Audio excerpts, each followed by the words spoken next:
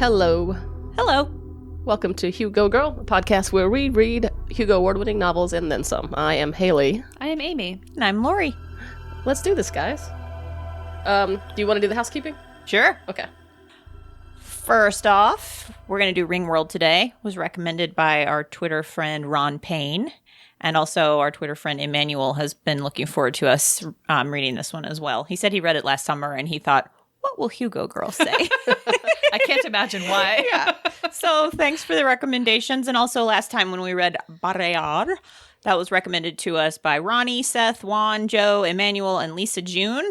So lots of people were looking forward to that one. And so this year, I asked for recommendations in December because we were kind of like, well, I don't know, what do we do next? So we have a bunch of listener recommended reads coming up this year. So that'll be fun.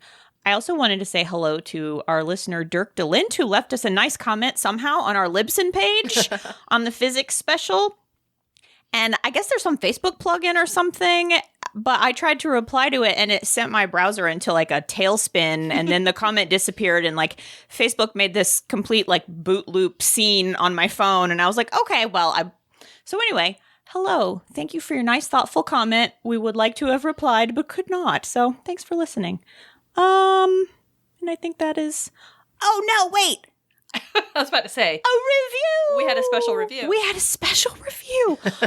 So I'm in this Facebook group. It's called Science Fiction Book Club, I think, on Facebook. And it's a pretty fun group. I've gotten some good book recommendations out of there. And anyway, this person had a post about the Hugo Awards, and the thumbnail image was a picture of Project Hail Mary, and I like Project Hail Mary. And I thought that the post was going to be like his novel recommendations and mostly that book.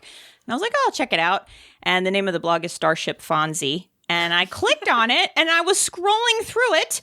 And darn if at the top of his best fan cast recommendations, which I did not expect would be there in the first place, was us. Woohoo, us. So, like, oh my gosh, thank you. He said, this year a lot of the same names crop up, but one has risen to the top to become one of the most fun listens I get, and that is Hugo Girl. It's hosted by three women, Lori, Haley, and Amy, who are giggly and gregarious. Giggly. I know. I think giggly and gregarious is our new tagline. G&G. He said their fun-loving nature can't help but put a smile on my face every episode. Sometimes their conversations go off the rails, but that's part of the fun. Highly recommended. I mean, if that's not a perfect review, I don't know what is. Absolutely. So anyway, that like made my day for like several days in a row. So thank you very much for that. Remember when you recommended Project Hail Mary to your grandmother and she said she doesn't like religious books? and then she said, or football books. And I was like, me neither. Me neither. How dare she say that in the year of UGA's championship? There was one religious book. I think it was a religious book, but it was that book, The Sparrow. Oh, yeah. I think that was a religious book, but not your Sparrow. Oh. So there's a history in science fiction, I think, of like Jesuits going to space. That makes sense because they would go on adventures on Earth. A So, canonical for Leibowitz. Oh, yeah, that's true. Yeah, That's right. Cool. Nah, right. Are we ready? Let's do it. I mean, we've been ready. All right. Ringworld by Larry Niven won the Hugo Award for Best Novel in 1971, as well as the Locus Award in 1971 and the Nebula in 1970. So it won the big three. Yay. Let me summarize this book for Good you. job, Larry. All right. Ringworld follows four characters: Louis Wu, a human; Tila Brown, a human; Speaker to Animals, a Kazin warrior, like a big cat; and Nessus, a Pearson's puppeteer, which is kind of a two-headed snuffleupagus mixed with Lori's dog, Ella. As they travel to explore a large megastructure, the eponymous Ringworld, not much is known about it, and Nessus's... Whew, that's a lot of S's. Nessus's society wants to gauge its threat level, so they're going to go do some recon.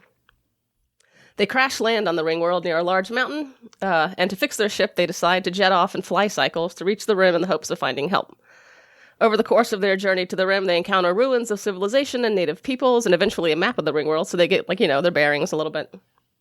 So many just depictions of abandoned buildings, and then there's the killer sunflowers. I really enjoyed that. I'm getting ahead of myself. The gang gets separated, and Louis and Speaker get caught in a traffic trap dangling above a police... get caught in a traffic trap dangling above a police station dungeon that I found literally impossible to visualize. And they meet Prill, who they eventually find out was part of the society that built the Ringworld. She's hanging out at the jail. I don't know. The gang gets all back together, and Tila, formerly Louis' lover, is now dating a native dude named Seeker. They tie the police station to Nessus's fly cycle and drive it back to the crashed ship, then drive it up the mountain and into it. Turns out it's not a mountain, it's the impact of an asteroid, and it pushed the Ringworld material all up into a conical shape. That's it. It's like the Ringworld's anus. Megatron's butthole, which is what we refer to the Atlanta United Stadium in Atlanta. Same thing. Oh, yeah. That's right. I left out a couple of B plots that I think aren't integral to a description of the summary or whatever, but that's it in a nutshell. The high points are they go, they land, they see, they leave. This reminded me, like what you said when we read Rama, it reminded me of Rendezvous with Rama, which there's another Hugo reading podcast called Hugo Knots, and I listened to their Rendezvous with Rama episode, and they described that book as sort of like being inside someone's GoPro as they explore this big dumb object, and I thought that was absolutely perfect. That's perfect. Yeah. All right. Goodies from Goodreads, guys. I have two good ones. This one's from Beyonder on Goodreads, and I kind of abridged, I abridged the longer review, but this part is referring to the misogyny in the book. It starts off subtle, so gentle you can almost ignore it like the smell of piss from the other end of the train platform. But in the second half of the book, the matter-of-fact disgust and dismissiveness with which the author treats all two of his female characters is ratcheted up and up until eventually it's all a decent person can see. I honestly came close to DNFing this one at 85%. It got so bad. So that's what you're in for. A glaringly mediocre sci-fi tale with some interesting historical significance to the genre, written by a man who rates all women on a scale somewhere between needy and subhuman. Man, if that doesn't exactly describe my experience of being able to ignore it for a long time until then, I really couldn't. Yeah, I remember the first 100 pages, I'm like, yeah, this is silly, but it's context. But and then my other one is from Ryan. He gave it 2 stars. Larry Niven's Ringworld won the Hugo, the Locust, and the Nebula, which I think just means that 1971 was a bad year for science fiction. The year before saw Left Hand of Darkness and Slaughterhouse-Five, while the year after got The Lathe of Heaven. So sometimes there's just bad years. What y'all got? I got 2 just small snippets and then 1 longer one. So D.R. Gibbons gave it 2 stars on Amazon and said, the characterization is little more than a 2-message adolescent's daydream. And I was like, yes, it is. Krista Camp gave it 2 stars on Amazon, and this very small sentence out of a much longer good review is, the entire story exists only so that a 20-year-old girl can meet Conan the Barbarian.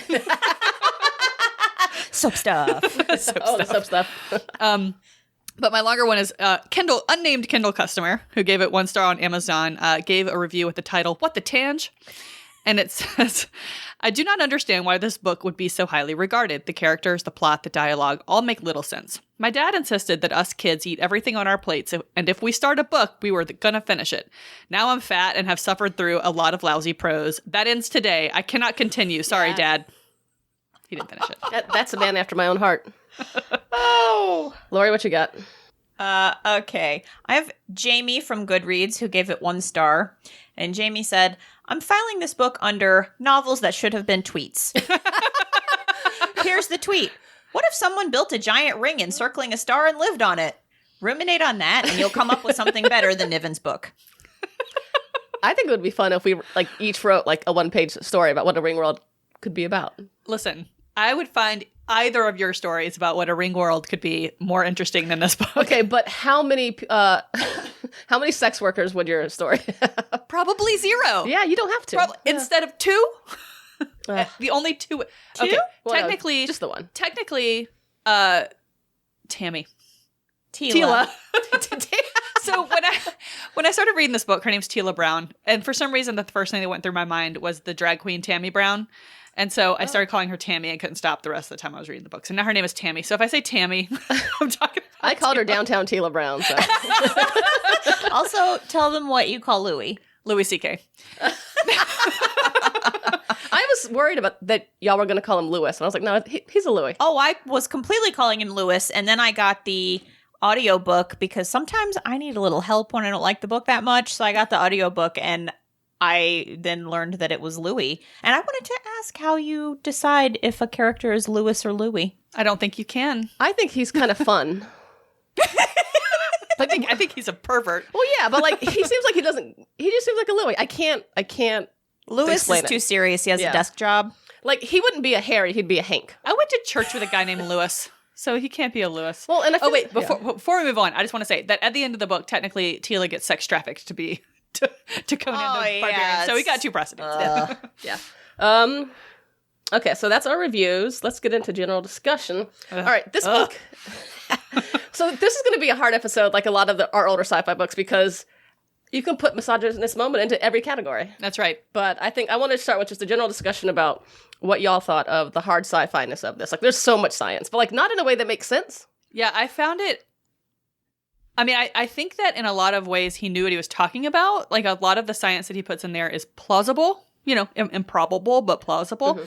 I just couldn't understand a single thing he said about it. So, like, have y'all ever played the game Space Team? I love Space Team. It is like Space Team. It's like Space Team. It's like he throws out science and spaceship words. Positron, the transmogrifier. Exactly. It puts them together, and like I'm sure some of them do make sense, but I could not understand almost anything that I read. And so it's like this. Tila was still alive because the sonic fold had a built-in standing wave characteristic. She had felt the sudden wind and had hit the retroflex immediately before the Mach 2 wind could tear her head off. It's like, yeah. What? Yeah, like I pictured the sonic folds to be kind of like shields on like an X-Wing. I don't know. Yeah. I thought of like a Jetsons car. But the sonic fold is like not a physical glass. It's like a force field. I could never tell how big it was. And I tried Google image searching like fan art. And like sometimes it was like a Jetsons car. And then sometimes it was like a motorcycle. And I was like, well, but they use the facilities. And there's a food machine. I don't know. It was confusing. The one part that I really didn't understand was when ships could go through the hull. Or like ships could go through the ring. I don't know. There's one part towards the end about like the engineers getting things in there. So can you go both ways through the rim? I don't know. Because I was kind of picturing how you can go one way over those spikes when you leave the rental place, but you can't come back the other way. Maybe it's like that, but kind of like that, but science. Yeah, and like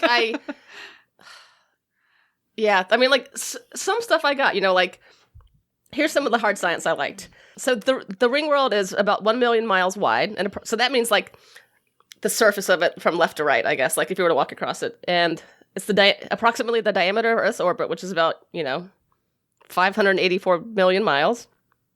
It rotates to artificial gravity of 99.2%. I get that. And it provides a landmass of approximately 3 million Earths. That's too big to even think about. Like, I can't, like... Yeah, I couldn't conceptualize a lot of this stuff. And I think the idea to be, like, in awe of something is cool because, like, maybe we couldn't understand it because it would be so, like, breathtaking. I don't know.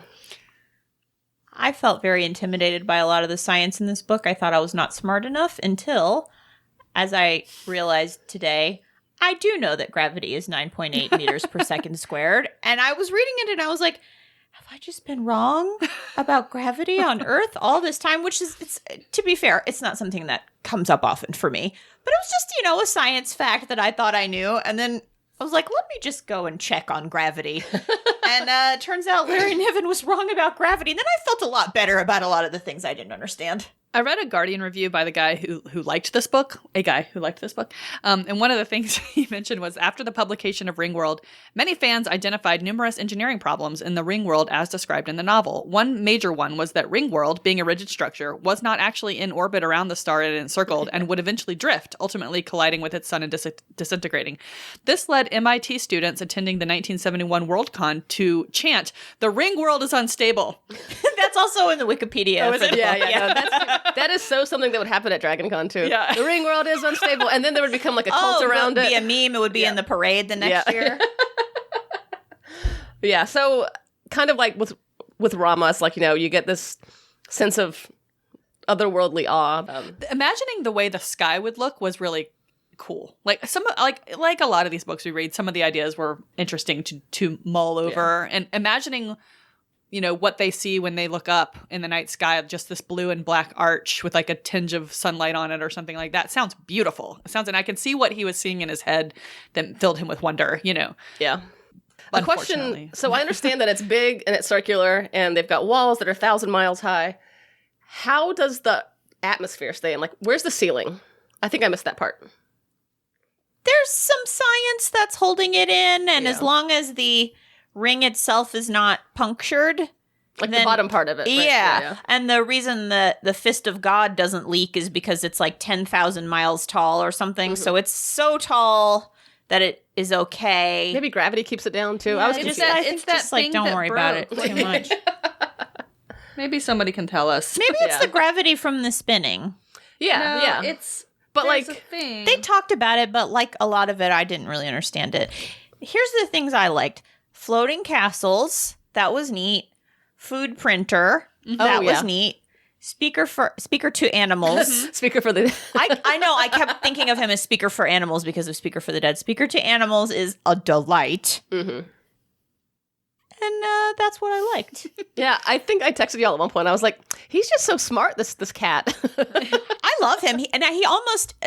This is probably me being too much of an English major, but since I was an English major who knew more about gravity than Larry Niven, I'll proceed. But Speaker felt like almost like a little bit of a Greek chorus to me because he would Yeah. be like, "What you are saying makes no sense, Louis Wu. You make no sense to me." And I was like, "Oh, I was just thinking that." I like him a lot. Like, he's sometimes the only reason you know that what you're not supposed to take what Louis is doing seriously sometimes. yeah. Because, like, Louis as a narrator, we can get to this later, but Speaker to Animals is one of the only grounding things in this book in a lot of ways, even though he's a big fighting talking cat. I love him. But that character is the only reason I gave it 2 stars on Goodreads.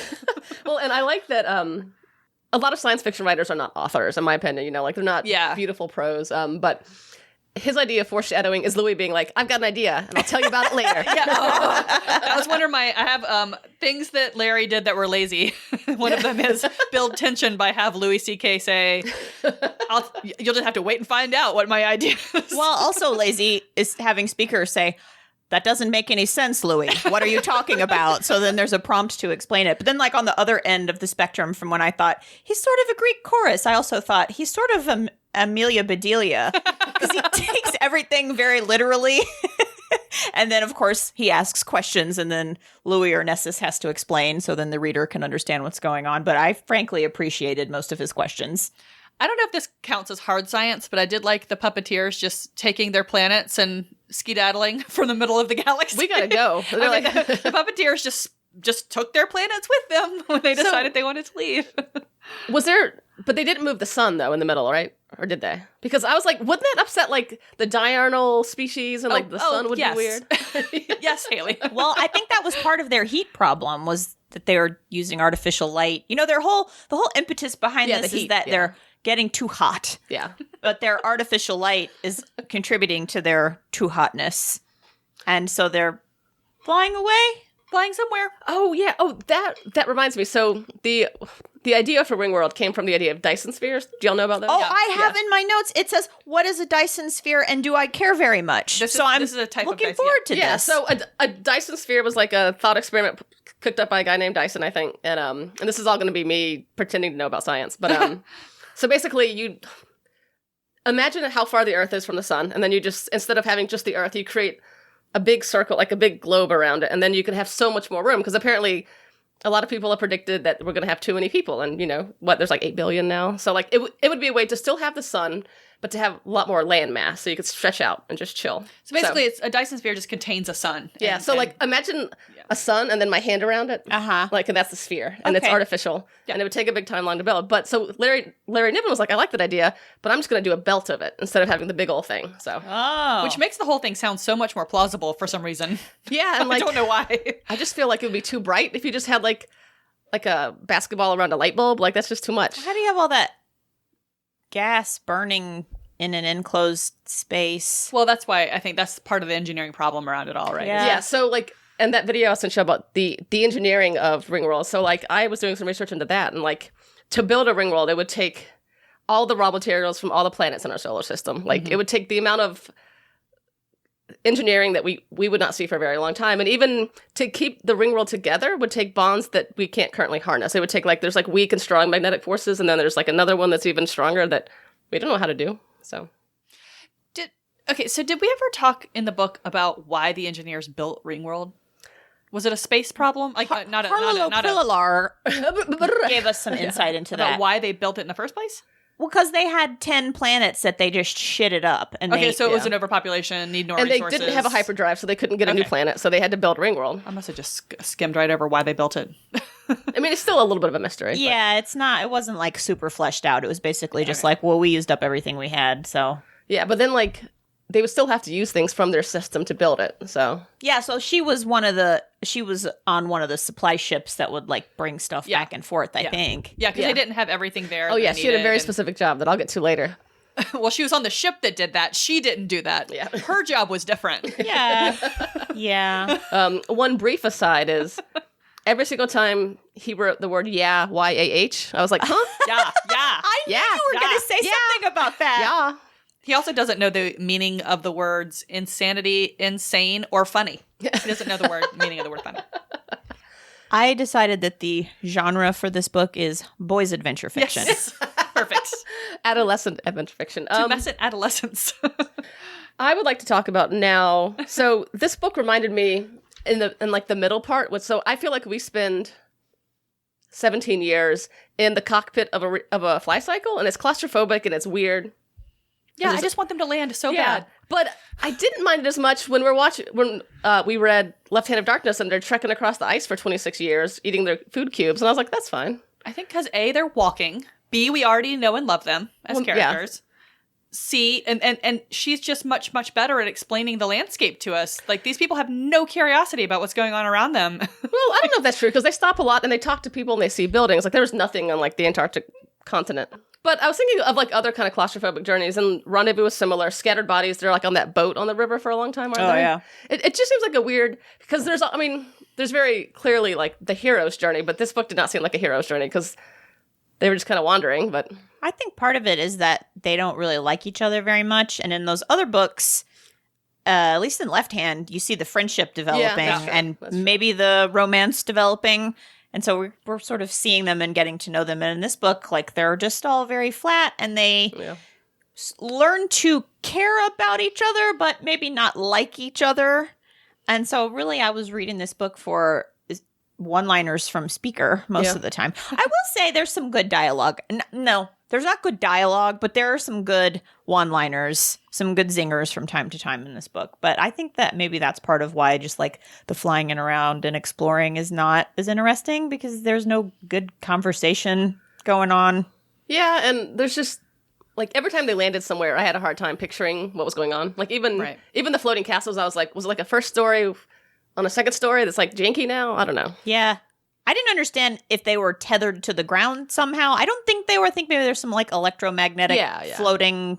And I was surprised that we didn't learn more about the people. I thought it was going to be more like Rama and there wouldn't be any people. And then when they met people, I was like, oh, where's this going to go? And then they were just like, well, someone punches Louis in the nose and then they run away. And then it's like, well, I guess we'll trick them. It's like they meet people, and instead of being like, holy crap, there's people here, they kill a bunch of them and then just get back in their fly cycle. I mean, it also seems very relevant that they're humans. And Louis at no point is like, what? Have you ever heard of Earth? Yeah. Or like you would think Nessus would be like, this is why we're here. This is the thing that the puppeteers need. And nobody ever says that. like what? And then like there's just no wonder in this book at all. Like, these people have no interest or curiosity about where they are. They just like, I mean, I get that they're kind of in a crisis because they need to leave at some point, but they kind of knew that this was a possibility. They would crash on this thing and have to stay. Like, they all signed up for this possibly one-way trip. And they do no exploring. I don't know, it's just crazy to me. And interestingly, Louis really admires himself for being curious and for liking alien species and thinking how boring life would be if it were only humans and there were nowhere to go. And the whole time he's just like, I wish I had a coffee spigot. I mean, I would also want a coffee spigot. I mean, I would too, but I'd probably have some other thoughts besides coffee spigot and this woman who's 1/10 of my age is such an idiot. Also, let's bone. Listen, you cannot be someone's dad and someone's boyfriend without also being a creep. And he just picked all of the above. Let's talk about one of the key plot points in this book, and it's like the big reveal at the end. It's all about luck. Please help me. So, okay, I think it's bullshit because he says in the book, like, luck has no memory. Like, the chances of always turning over a head or a tail is 50-50, right? Like, head or tail. You could do it 1 million times, and, like, that's always going to be... There's no such thing as luck. Like, I don't think so. It's random, I guess, but the idea that luck is such a plot point in a book that's so hard science-based, it reminds me of love being a plot point in Interstellar. when what's her name? Anne Hathaway. Anne Hathaway says, love is the one thing that we're capable of perceiving that transcends dimensions of time and space. Woo. Like, that is like what, from a hard science books, I did not expect that. So. I do like the idea of luck being so powerful that it becomes a physical force. Like, it's like midichlorians or something. I mean, it's sort of like that to me. Like when they were talking about her luck, I was sort of thinking about it in terms like, well, it's a little bit like using the force, and just, I guess. but just on accident. I thought it was a little, sorry to be a 2022 millennial, but I thought about it a little bit in terms of privilege, like, and that Tila doesn't even know that she has it until it's pointed out to her. And then slowly the wool is peeled back from her eyes and she's like, oh my gosh, I have not even understood the whole shape of my life. It's all been this Does sort she of... have that realization? She does, I yeah, think she does. somewhat. Okay. I mean, she's not super different at the end of the book, but she does. She's very upset. And then she starts, Louis, he tells us all about Tila's journey at the end of the book and how she's grown up so much throughout the course of finding out that like how easy her life has not really been of her doing. So I don't think this is where Larry Niven was going with it, but it felt sort of like a analogy for privilege in some ways. She is the only one that has a character arc. Like, she's the only one that starts one way and ends another way through conflict. Well, I don't know. Nessa's had two heads at the beginning, and now Nessus only does has lose one. a head. Nessus does lose a head. She does get a new boyfriend, so that's good. But, like, Nessus doesn't get New owner. Nessus doesn't get any braver. Speaker to Animals doesn't get any more sympathetic. Louis C.K. doesn't become less of a perv. Like, nothing changes for anybody else of her, which is kind of interesting. Yeah, and that's exactly why it's not a hero's journey. And It's because just a there's no journey. It's just a journey. Oh, God bless. Yeah. Wait, what were we talking about? What was the topic there? Luck, yeah. Oh, yeah, I had something else to say about that. Yeah, it was just a weird thing for me in this book. I was like, I didn't expect that. Well, I also kind of saw it coming. So, like, they hire her onto the ship for how good at luck she is. And she says, no, I'm not going because she doesn't know. I mean, she just says, I love you, Louis, and so I'm going to go with you. Which, She loved him. after 2 days, she's going to go to space with him. Although, one time we did get an argument about Romeo and Juliet. I thought of you the second I wrote this down. I wrote it that I 100% don't believe that she loves him, and now I understand where Haley was coming from with West Side Story. Well, you know what? I recently learned that I do believe in love because I fucking love Titanic so much. And I was like, There you go. she got back on that book. 'cause she That's loves true. it. And they only knew each other for a week. People change. Objectively, 2 days is not enough. And the older I get, the more I'm like, it takes like a year Well, to love certainly not somebody. enough for these two. I can tell you that much. Well, he definitely didn't love her, so. Ugh. He loved her conical breasts. We'll get to that. Yeah. So I found myself, I was like, what is this slaver word they keep using as an adjective? I don't know. So I finished the entire book without knowing, and then I Googled it, and it turns out it's from another book, which this book is book 1 in the series, so we cannot be held at fault for this. But it turns out the Threnton, singular Thrent, are a long extinct species which ruled the galaxy through telepathic mind control from 3 to 2 billion years ago. Humans knew them as slavers. They So- just called them slavers. Yeah, which I don't know if they were slavers. Did they enslave people? We don't know. Yeah, I didn't read the rest of the article because I was like, I don't care, I'm done with this book. So this is the first book in this series, but it's not the first thing he wrote in this world I or don't- in this universe. I don't think so. He The wrote known a lot of universe. other stuff too. Yeah, okay. But you would think that, and so I went back and searched the word slaver in the book, and there's not an explanation of it. Like the very first mention is it's used as an adjective for like a weapon or something. Yeah. So The Kzinti show, this isn't the first time they show up either. Yeah, yeah. Like he's got his known universe, I guess, that these things have shown up before and we just don't know yeah, about but them. he explained like it's a cat thing. So yeah, that is all I had for general discussion. What y'all got? I love it when Louis calls Speaker furry buddy. Oh, furry buddy. He says, calm down, furry buddy. And I heard that on audio. So, of course, my head snapped up. I was like, what's going on? Aw. This is such a couple of just very funny moments. I think his writing is funny because one time he described a distance as 1,000 miles.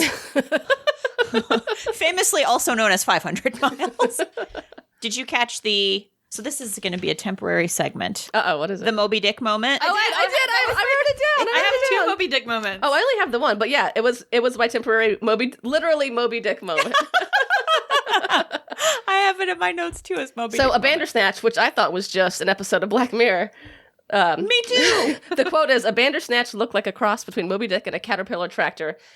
I think it'd be fun later if we tried to draw it. What do y'all think? I agree 100%. So that was okay. So what's the other Moby Dick moment? Well, it's not in the book. I found this online. These people married up their favorite books with science fiction. Oh. And so a guy wrote a new intro to Moby Dick, and he called it Melville's Ringworld or The Big Dumb Object.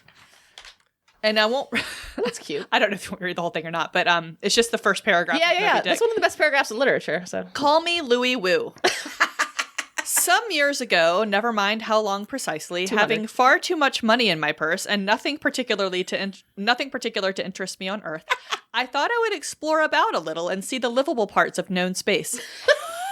that's so good. It is a way I have of driving off the spleen and regulating the circulation. Whenever I find myself growing grim about the mouth, whenever it is a damp, drizzly November in my soul, whenever I find myself involuntarily pausing before the organ banks and snarling up at the face of every Kazinti I meet, and especially whenever my hypos get such an upper hand of me that it requires a strong moral principle to prevent me from deliberately stepping into the street and methodically knocking people's hats off, then I account it high time to get to space as soon as I can. Oh my God. This is my substitute for Wirehead and Tasp. With a philosophical flourish, Cato throws himself upon his sword. I quietly take to the stars. There is nothing surprising in this. If they but knew it, almost all men in their degree, some time or other, cherish very nearly the same feelings toward the skies with me. Oh my God, that's perfect. great. I love So it. this is why someone needs to write Space Moby Dick.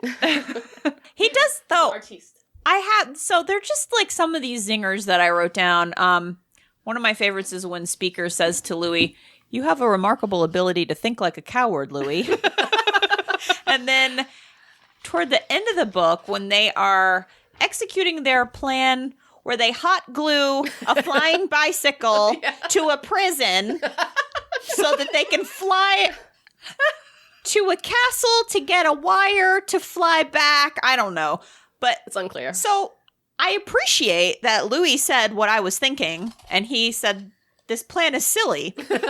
And Nessus said, "Nothing that works is silly." And I thought, you know what? He's not wrong. That's what my mom says. She says she's never lost if she gets where she's going. Is that like Aw. Forrest Gump says stupid is, stupid does?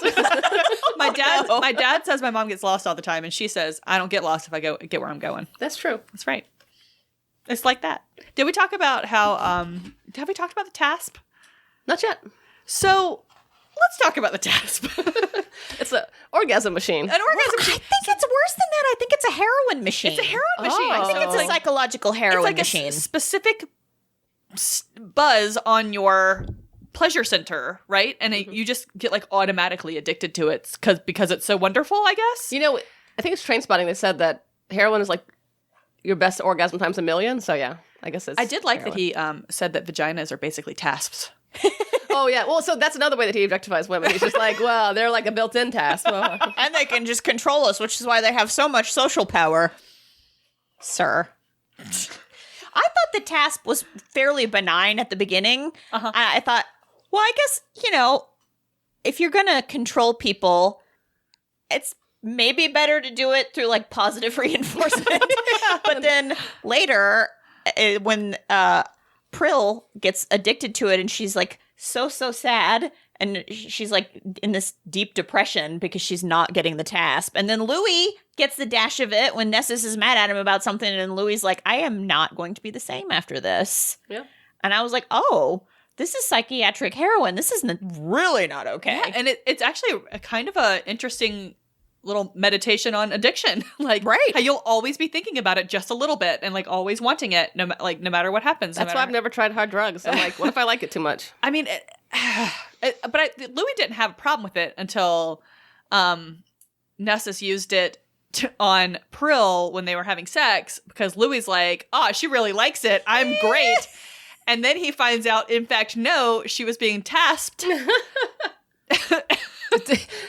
Tasp that ass. I was so confused. I was like, I truly cannot figure out what his views are on consent here. And not Larry's, Louis'. What are Louis' views on consent? I don't know. I think he's considered it very strongly. I don't know. Okay, I have a question for you. How did y'all picture the Tasp? What did it look like? Well, it's built into Nessus. Yeah, I pictured it like a whip. To me it was a bobby pin because I think it's because Tasp sounds like clasp. I don't know. But I think it's inside him. It is. somewhere. Yeah, I mean, I'm sure it is, but like yeah. I still pictured it as like a bobby pin. As soon as I realized it was internal, I was like, okay, I don't need to think about it. He can just think at you and you get because tasked. the word resembled a different word, I tied them together in my head. You know, in It's my a mind, heroin barrette. It's a heroin word. to me, I guess it sounds a little bit like asp. And Yeah, so I was asp too, picturing like a getting snake. struck by a snake. Oh, okay, yeah. And that's why, I don't know, it went to whip in my mind. I don't know why. But Yeah. that whole thing was crazy. Like, Speaker was very scared of it from the very beginning. And that's the only reason I thought it was a good weapon was because Speaker's all not scared of anything. And Oh, I then love he gets Speaker. tasked in the very beginning and He knows it's bad news. he knows it's bad news. Like, he's not going to try and steal that ship anymore. Yeah. Sometimes in my head, so obviously I thought about my old cat Wilma, who was orange, but sometimes I pictured him as Tony the Tiger. Oh, me too. I started out as Totoro Garfield. Yeah. And then eventually I moved to Tony the Tiger and pretty much stayed on Tony the Tiger. And when he gets like burnt or whatever, and he's like just pink, and I was just like, oh. So guy. I pictured him uniformly orange and very bright orange with a little raccoon mask. Aw. So like in my mind, he was not scary at all. And then I looked at some fan art of him. I was like, oh no, that makes more sense. Yeah. Okay. Oh yeah, yeah. Like in my mind, he had his little fluffy blob with a rat tail, with a raccoon eyes, but like with teeth. He sounds like he has big five-hole ears, though. He does. Oh, Because yeah, the there's ears that are one cute. time when Louis wants him to seem scary, and Louis like, tuck your ears back. Which is the cutest thing I've ever I heard. thought that was funny. It's like he gets all his fur burnt off, and he's like meow, and like Louis like, nah, it's not working. It kind of reminds me of that quote that's like, cats are nature's literal perfect killing machines, but they weigh 8 pounds and we Right. can hold them and kiss them. See, that is another example of why I like a lot of things about this book, because there are so many little witty things like Yeah, that. just fun, cute things. I yeah. just, like, I really wish we could have just kept, like, quipping at each other and eating our printed protein bricks and... If he had replaced Tila with another like a snake alien, it would have been interesting, I think. Or, like, if Louis had just not had so many disgusting thoughts about her the whole time. Just don't have a woman. Yeah, like I would rather have no It's woman. okay to have. I'd rather read the Foundation than Yeah. read this. Yeah, like, same. Who asked you for a woman, Larry Niven? Like, you don't get to write women anymore. You're grounded. I mean, y'all know that we love the Terror Moby Dick, in which there are very few women, if any. Yes. But yeah. Well, the Terror treats that- its one woman Yeah. very badly. Very That's true. badly. That's true. But It's a failing in that book, but it's still a good book. yeah. I thought there was some stuff in here that interested me because this book is, like I said, I think it's boys' adventure fiction. And I think there is some stuff in here that I thought the bros on Goodreads would rage over if it were in an N.K. Jemisin book or a Mary Robinette book. Oh, really? I remember, I think it was The Calculating Stars, Haley, and you had a Goodreads review where somebody had said, too many relevant issues, where somebody was so mad about all the social issues in the book. And I thought about that when I got to a section in my copy that I think was like 289, 290, 291. And they were talking about the planets that the engineers had come from and how they were just trashed. And they said the seas had been used as garbage dumps for 100,000 years. Stored power, once the power went out in the Ringworld and there was some leftover power, they said stored power was generally confiscated for the use of men with political power. And like that to me seems like a very normal thing to say would happen in a society that uses up what it has and into basically until it breaks, and then whatever is left is held by the few who are already powerful. I mean, that's just how we do things. Yeah. And 1970, everybody was like, yeah. And I truly feel that if N.K. Jemisin wrote those words, people would be like, social justice warrior, blah, and would be so mad about it. So it really stuck out to me. That makes sense, because the irony is, like, in the 70s, like, that's when we started to take environmentalism seriously, and now it's like, that's for libtards. Or It was a much bigger deal in the 70s. Yeah. Yeah. I was laughing at the idea that the Earth would ever be able to implement just universal baby regulation, because as we know, Americans would just say, like, just flip somebody off, nope out, and shoot somebody. Yeah, I mean, they wouldn't do it. It would have to be, like, after we fall to, like, a fascist regime, I guess. I guess. Yeah. I don't know. Like, I just don't see that ever happening. Like, what if the world had decided to make worldwide COVID regulations? It wouldn't work. Like, it wouldn't Not because of work. America. Yeah, like, yeah. Anyway. Yeah, I was LOLing at that. I noticed some of the birth control stuff when I was reading, and I was like, I don't have time to get into that. Like, there's so many other relevant issues in this book. Boob talk, I think, is pretty quick. So I clocked 2. We have Louis' memory filled in the details, the long, perfect legs, the conical breasts, the delicate beauty of her small face, which not only are breasts generally not conical, the fact that he diminutizes her with a small face is just like, of course you did. And then her breasts were high and heavy. I don't think you can be both. I don't think you can be both. That's exactly mine. I agree. I don't think you can be both. Yeah. But I will say mine are definitely conical. Really? Mine were conical when they were smaller. Like they're kind of pointy? shaped like Hershey Kisses. Yeah, when they're smaller, they're like, boop. Yeah. But they have to be smallish. To me, like, conical is like a very severe shape, whereas every boob I've seen, and I've seen a lot, they're like soft, sweet things. I don't know. Conical isn't a word. Conical sounds like a weapon. I will say boobs. This is conical. I don't know. I felt represented by conical. Bras used to be more conical. Yeah, that yeah, had something true, to do. true, Maybe he's maybe. never seen a boob when he wrote this. What else? This wasn't boob talk, but Tila impaling herself, which I recently learned that one of the origins of impaling people, you would do it through the butt. Oh yes. I had Oh no yes. That's a way. That was a execution method. You would just Yeah. stick someone on a stick. And I instantly had your reaction, Lori, but then I was like, I don't think it would feel good to be impaled through your stomach either. So No, I don't think impaling in any way is Yeah. going to be just a feel like good way to there's- spend your time. a lot of nerves in the butthole. that's true. That's true. Ugh. I will controversial opinion. I did not mind Tila impaling herself. It was a more active role than we normally see for a female character in this type of It was book. just a really funny way. Was to it put ideal? No. Was it great? Was it a great love scene? No. But she was on top. She was having a good time. She was active. I mean, it could. The bar I'm setting here is could it have been worse? Yes. I just think they were fighting. She swims over to the waterfall and then impales herself on him. It just doesn't. The word choice just makes it bad to me. I don't like to associate like sex and violence too closely, but yeah. Well, To each She their was own. going to town. Yeah. Okay, so on to fantastical food. There's some good food in this book. We have the return of nutrient bars, one of my favorite ideas. yes. And I would like to know what a hand meal is. Oh, it a, me too. Is it a hot pocket? I think it's thought like a it was a sandwich. Yeah. Sandwich, the Because hand he meal. said it came apart into separate strata of meat and cheese and bread and some kind of leaf. Yeah, that like sounds what? like a sandwich that Yeah, fell Like apart. a burger? Well, and Little think burger about it, taco? like, this is the year Taco? 2800. The origin of sandwich comes from the Earl of Sandwich, that legend. I don't know if it's true or not, but like, if we didn't have that name for it, we'd probably call it a hand meal. Hand meal sounds very milady-ish, though. Do you want to get a... If you're like, hey, do you want a handy? hand meal. Milady, I have brought thou Eleven's hand meal. Listen, I want to start calling it a hand meal, and y'all can't stop me. Do you want a turkey and cheese hand meal? I want a peanut butter and jelly hand meal, and it's like sticky. No.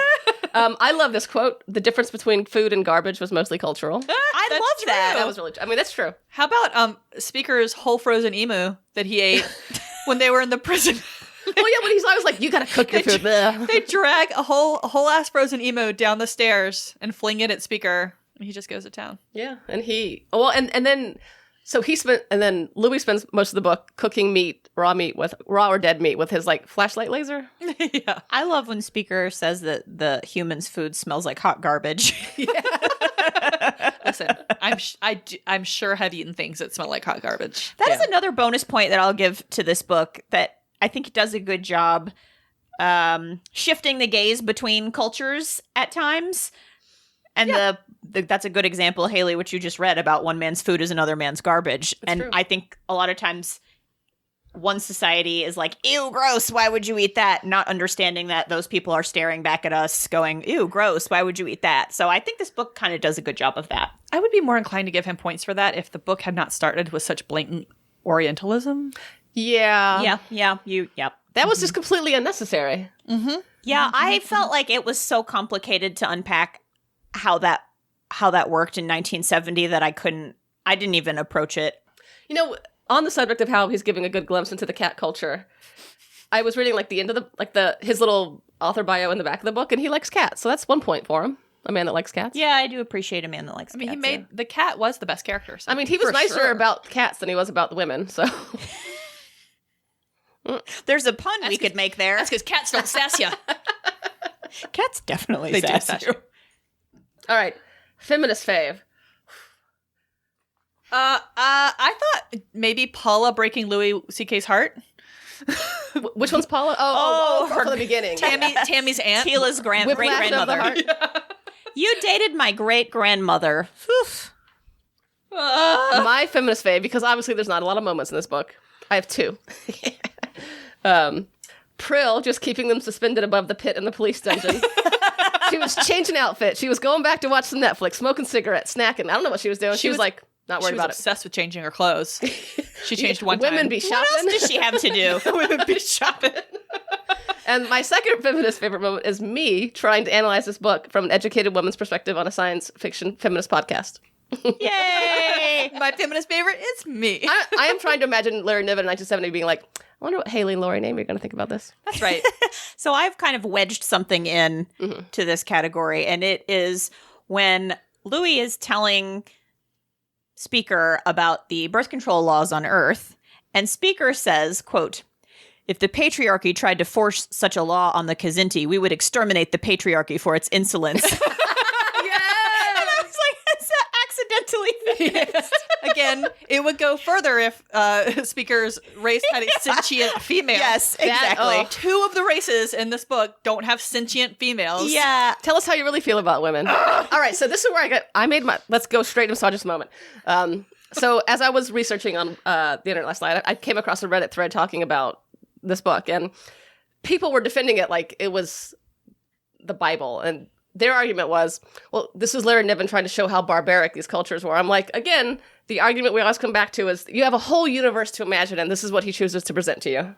Mm-hmm. A race where we've created women to be unsentient. See how bad they are? We hate this, right, guys? Like, ugh. Oh my God. It's like, okay, we have 3 races in this book. 2 of them have non-sentient females. I mean, I guess we have 3 races because the people on Ringworld are human, right? Yeah. Yeah. So Pearl is a human, really. Yeah. And 2 of the races have non-sentient females. One of the races has 2 female representatives in the whole book, both of which basically do sex work.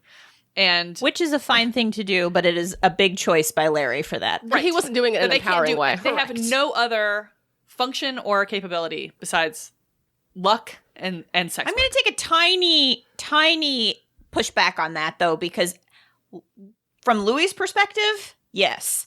But I do think that it's not by accident that every time he has a low opinion of Tila and expresses it within 2 paragraphs, he is proven wrong. And that can't be an accident. Yeah. I'm not cheerleading Yes. Larry No, you're Niven. right. But then also, Louis goes so far as to refer to Prill, I think he even says it to her, as ship's whore, which is so gross. And then she's like, also, I speak like 11 languages, and I explained our That's whole true. culture, and I explained how the ship works. Like, it's very clear that Prill is, I think, maybe more of what we would think of as like a courtesan. Is that the word I'm going through? she's kind of like the... They say everyone in this book thinks everyone else is dumb, and actually none of them are dumb. It's a boy's insult. You're dumb. Right. You're stupid. Yep. You're a ship's whore. Yeah, so ship's whore I hate because, one, it takes away from the idea of a ship's cat. Same pun could be made. And so I wrote literally in my notes, I cannot. I tried to imagine if I had a 14-year-old daughter in 1970 who loved sci-fi reading this book, and I would just be embarrassed. Yeah. And so later on when he's just talking about Prill, he's like, he's trying to give her less than short shrift, and he says, to be a ship's whore, like it's a fucking MOS in the military, needs knowledge of medicine of mind and body, plus love of many men. And this is, I think, the most misogynistic part, plus a rare ability to converse. Women can't talk. You're right. And that was actually what I was thinking of, is like when he realizes like all these things that she actually needs to be good at. But you're right. It is like completely reductive. Well, and I just wonder, maybe this is a society that's like super polyamorous or something. Like maybe it's not the worst thing that he could imagine, which it seems to him like it's like this horrible thing. So she... At one point, he describes Tila. He's going on and on about how shallow she is and how she has no empathy. And then, in order to say something nice about her, he says, "Yet she could sense another's pleasure and respond to pleasure and create pleasure. She was a marvelous lover, painfully beautiful, almost new to the art, sensuous as a cat, and startlingly uninhibited. None of which would qualify her as an explorer." It's so weird. Those are the nice things he could think That to say sounds about like her. Descartes once argued, I think, and I could be wrong about this, but my old college roommate talked about this a lot in a paper for eco-criticism, but she was like, Descartes didn't believe that animals had feelings, and she said that he said things that were like, when an animal cries in pain, it's like a wheel squeaking, like, just completely takes away humanity and feeling, and just like, why would he say that about her? Like, and this is, I think I've talked to you about this, Lori, too, like, I try to be very cautious of how I talk about things that women like, and girls especially, because like it's so easy to shit on like dolls or like BTS or things that like generally women get short shrift in our society generally, but like who's shallow by whose opinion, right? So. Right, and I think it's so funny that he will think that and then he will fuck her. Oh, he has no problem fucking your brains she's out. a baby. She's a stupid, sexy baby. Sexy baby. Say it like Nadia. A stupid, sexy baby. I can't say it. I can't do it. How about when he tells, when he says, that came out more like Borat. a stupid sexy baby. My wife. I mean, what about when he tells us that her lips he saw were perfect for pouting? She was one of those rare, lucky women whom crying does not make ugly. Oh, God. That one missed me. I must have blacked out. I got that one. He is so bothered that he can't see Prill's shape. He keeps talking about how her clothes block her shape, and then he can finally see her shape when she comes to the bed, and her breasts are high and heavy. At one point, he's like, "Are you sure you want to come to where we live? You have to grow your hair out." Like he said, you'd have to wear a wig. Yeah, that's right. You have to. You would have to wear a wig. We cannot have bald women, no, ma'am. How about when he tells her, "We need you to come on the ship so I don't rape Nessus"? Yeah, that's the number one misogynist moment. What? Oh, that wasn't my number one. Oh no, my number one is when he sells her. Oh, my number one is when Prill is getting him all hot and bothered, and he says he will take her by force if he needs to. Oh, yeah, yes. That ruined the book for me. Because throughout the whole book, even the joke about raping Nessus was ridiculous, but Nessus wasn't there. You know, like Nessus wasn't harmed. Nessus wasn't threatened. It was a disgusting, gross joke. Yeah, he probably would not do it, I hope. Right, I don't think he would actually have done it. But in that scene, he told us he actually would have done it. And it reminded me of Leviathan Wakes, when Holden was like, Naomi's so drunk he would know he shouldn't. He'd hate himself tomorrow, but he'd still do it. And I was like, if you just didn't say that, if you just didn't have that one phrase, I would be like, yeah, this book is silly, but it's a product of its time. I'm like not that mad at it. There's floating castles, whatever. But that was enough for me to be like, all right, fuck you. I don't want to read the rest. I don't want to read the rest. I got 20 pages left, and I don't want to read them. Because he was not being tasked in that moment. Nope. He was of sound mind. He was just being expertly handled by a woman who's good at her craft. And he very clearly says he would be able to... It is okay to say he was very, very horny, and he hoped she wanted to have sex. Yeah. Period. End of sentence. And then, oh, yay, she does. So we get to... Or I would even, like, if he wants to go into an elaboration of blue balls or something even sillier, like, please do. But I'll be so disappointed if she doesn't want to. Yeah. It'll really ruin my evening. Right. Leave it at that. There are many other misogynist things you can say that don't actually include rape. And particularly because I do regard this as boys' adventure fiction, it's extra upsetting. Many adolescent boys read this. Yeah, and we're like, oh, Louis, he's the hero, and he, you know, and well, even, she got him so worked up. And even if you don't think about it, you still internalize it after a certain Yes, point. exactly. So, yep. Y'all hit on my points for sure. Remember when Louis C.K. sells Tammy Brown to that Conan the Barbarian? That part I couldn't even take seriously because I was like, who are these people? I don't know them. Like, I'd rather, she seemed happier with Seeker than with Louis, so yeah, maybe he's nicer to her. Oh no, I definitely would prefer her to be with Conan the Barbarian. It's like when you hear about people that have arranged marriages and they're happier than people that get divorced. I don't know. So happier than people who met in a bar when they're both drunk. Woof. Which was how my first marriage began. Oh, well, Sexy baby. you live, you learn. All right, I'm going to turn over to Soap Stuff Lori because I'm never very good at this. I don't have anything. Oh, I have so many. Oh, I mean, I wrote down pulling the police station up a mountain. It's pretty damn ridiculous. Yeah, I mean, I think like there's a particular flavor of ridiculous that is soapy, and nothing jumped out at me. Everything is ridiculous, but nothing really jumped out at me. So I think Nessus is definitely going to come back from the dead.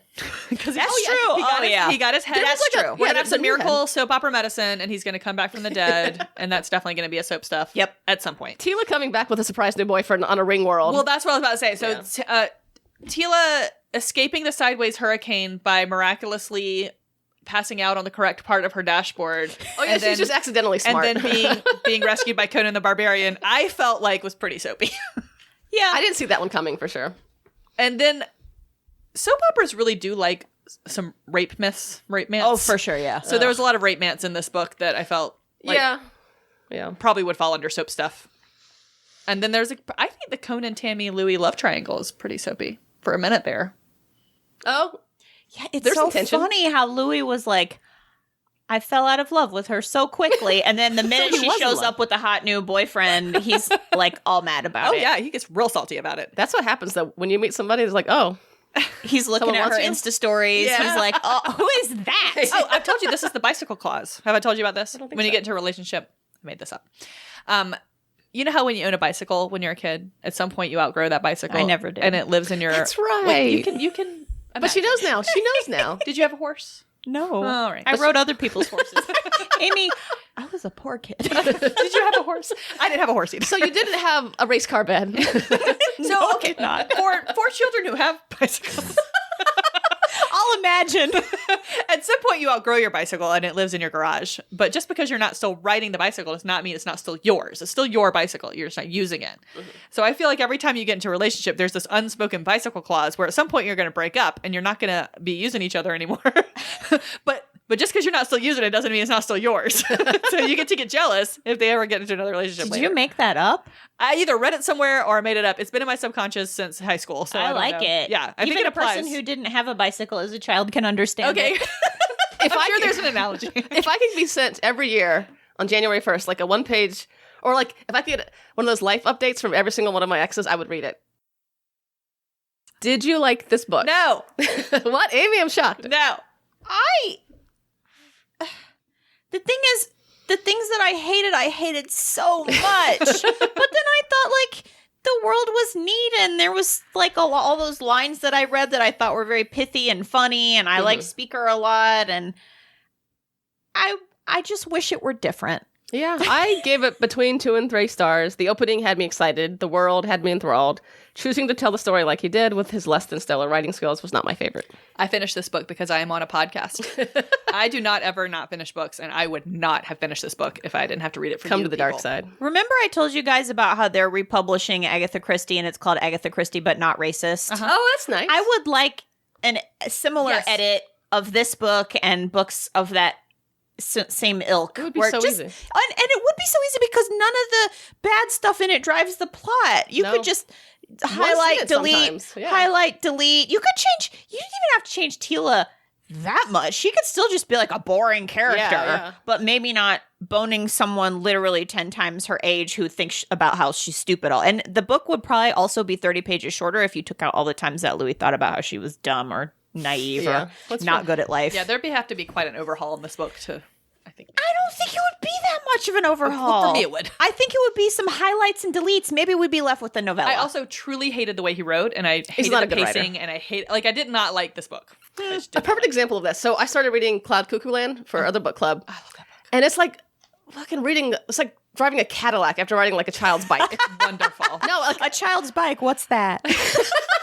Poor Lori. yeah, like I just started reading it last night. Like you have I horse? finished I finished this and then like picked up Cloud Cuckoo Land almost immediately. And it's to be fair, it's written by a guy that won the Pulitzer Prize for All the Light We Cannot See.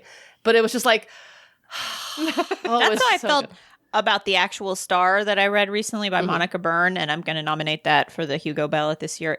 It was so good. Some people can just write, and like I think we say this again every episode. Sci-fi is mainly about ideas, not necessarily execution. Yes. So, I mean, which is like some of the ideas he had in the book were interesting. That's as good as we're gonna get, folks. All right, Star Wars and Lord of the Rings. I have an answer, but Amy, would you like to go first? No, I don't. Okay. I believe, and this won't happen very often, it is 50% each. Because Lord of the Rings argument, it starts with a birthday celebration by a man who is hundreds of years old. A powerful being shows up and drops an adventure into a man's lap.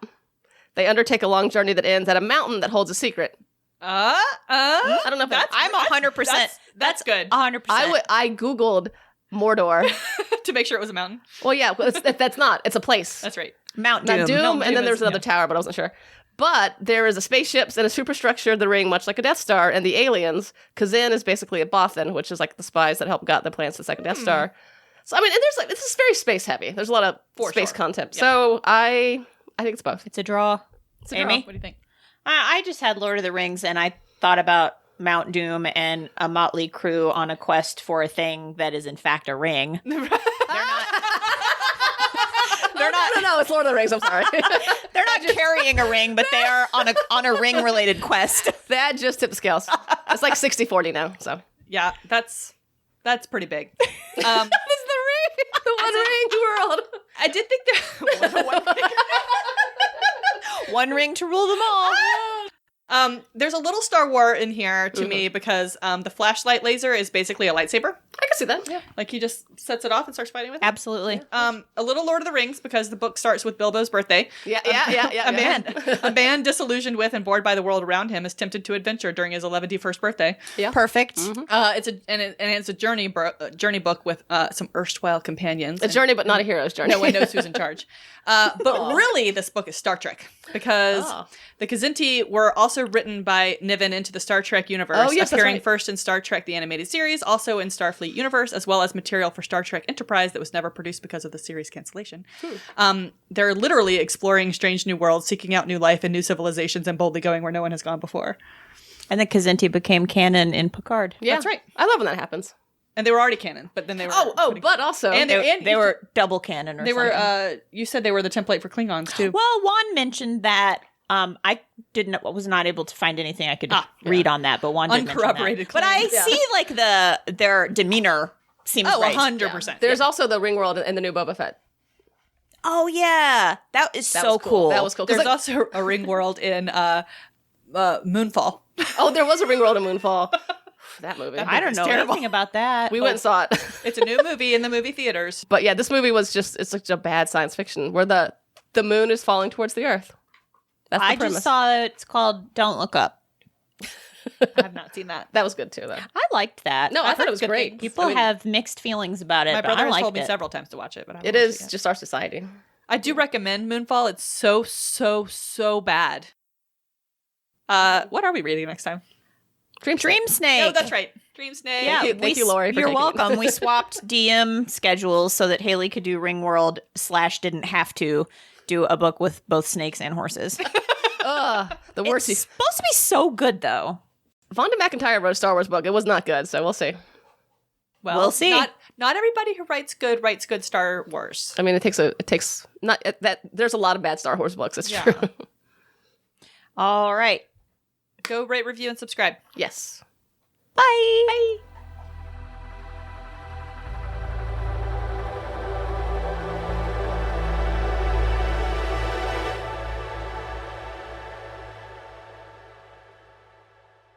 One ring to bind them. Wait, Kevin, What? how does it go? One ring world to rule them. Yeah. Well, there's something find them or something. One ring for them to find.